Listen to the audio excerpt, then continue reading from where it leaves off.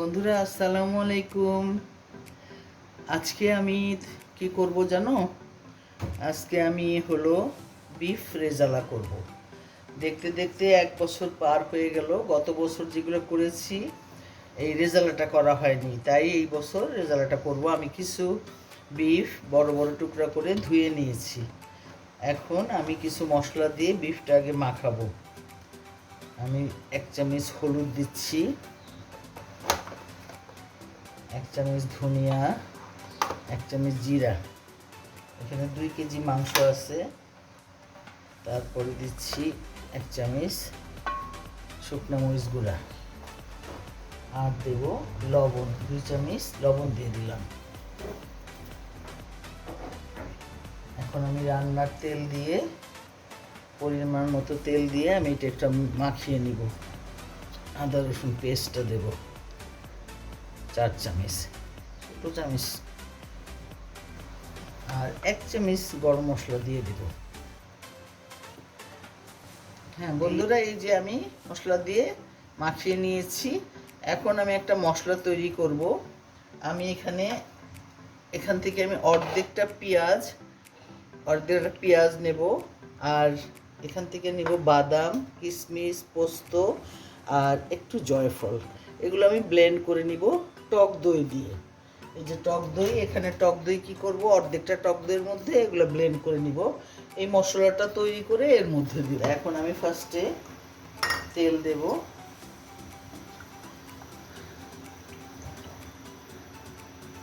যেহেতু এটা রেজালা, তেলের সাথে আমি একটু ঘিও দিয়ে দেব, স্মেলটা সুন্দর আসবে, শাহি শাহি ভাব আসবে। দেখো এই যে আমি পেঁয়াজটা একটু হালকা বাদামি করব। আমি আরেকটা জিনিস দিয়েছি এটার মধ্যে, তোমাদের বলতে মনে নাই, কাঁচামরিচ দিয়েছি কিছুটা, কয়েকটা কাঁচামরিচ পেস্ট করে দিয়েছি। এখন আমি এখানে মশলা দিয়ে দিচ্ছি। এলাচ, দারচিনি, বড় এলাচ 2টো, তেজপাতা, লবঙ্গ, এলাচ, দারচিনি দিয়ে দিলাম।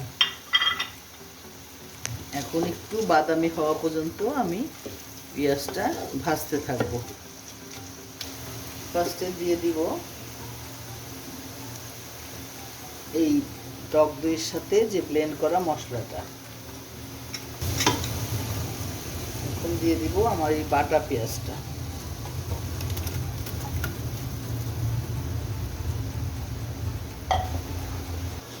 মশলার কাঁচা গন্ধটা না যাওয়া পর্যন্ত আমি এটা মশলাটা সুন্দর করে কষাতে থাকবো। আর এই বাটি ধোয়া পানিগুলো দিয়ে দিব। পানি দিলে হয় কি, মশলাটা পড়ে যায় না। এখন আমার হেল্পিং হ্যান্ড মাংসটা এর মধ্যে ঢেলে দিবে। কেমন?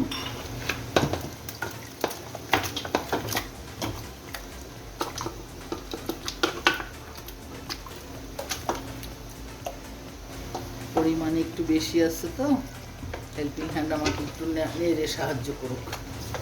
এবার আমি ঢেকে দিব, আস্তে আস্তে করে এটা সিদ্ধ হবে। সিদ্ধ হওয়া পর্যন্ত ঢাকা থাকবে। কেমন? এই দেখো বন্ধুরা, এত পানি বের হয়েছে যে মাংসটা সিদ্ধ হয়ে গেছে। বিসমিল্লাহ। এখন আমি ফিনিশিংয়ে যাচ্ছি। কয়েকটা কাঁচামরিচ দিয়ে দিই, কাঁচামরিচের ফ্লেভারটা ভালো লাগবে। তারপরে দিয়ে দেব কিছু বেরেস্তা, দিয়ে দিব উপরে।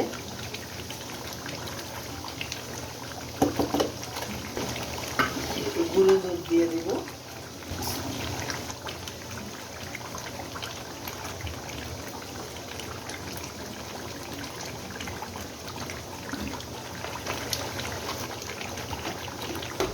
ইচ্ছে করলে তোমরা লিকুইড দুধও দিতে পারো। আমি যেহেতু ঝোল বেশি রয়ে গেছে আর লিকুইডটা দিলাম না, গুঁড়ো দুধ দিয়ে দিলাম। ওকে, থ্যাংক ইউ বন্ধুরা, আজকে এই পর্যন্তই। দেখেছো এই যে হয়ে গেছে। আমি ঠান্ডা হলে পরিবেশন করব, ঠিক আছে? আপাতত আর একটু ঝোল কমুক, ঝোলটা মনে হয় বেশি মনে হচ্ছে। গরুর মাংসের রেজালা তোমরা একটু খেয়ে দেখো, অনেক মজা হয়েছে। স্মেলটা ভালোই আসছে। এটা তোমরা রুটি, পরোটা, বিরিয়ানি, পোলাও যে কোনো কিছু দিয়ে খেয়ে দেখো, ভালো লাগবে।